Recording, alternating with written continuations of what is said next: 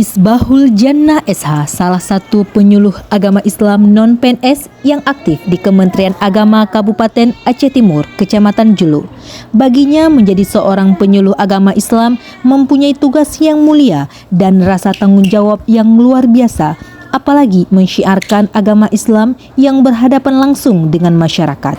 Tentunya mempunyai latar belakang yang berbeda-beda. Namun, ia tidak menyerah untuk menebarkan kebaikan kepada masyarakat di daerah tempat tinggalnya.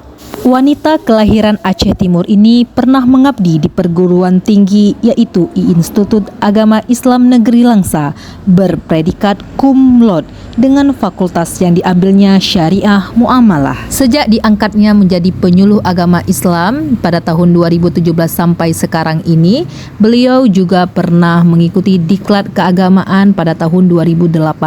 Juga mengeluarkan ide kreativitas untuk anak muda milenial dalam membantu perekonomian keluarga. Perempuan dengan 2 anak ini juga aktif membantu kegiatan dalam membuka acara sebagai Master of Ceremony dalam kegiatan-kegiatan binwin, pelantikan di acara forum resmi atau kegiatan pembukaan atau perlombaan lainnya. Pada tahun 2024, beliau memberanikan diri dan mempunyai kesempatan untuk mewakili Provinsi Aceh dalam melewati tahapan demi tahapan untuk mengikuti penyuluh agama Islam Award di tingkat nasional.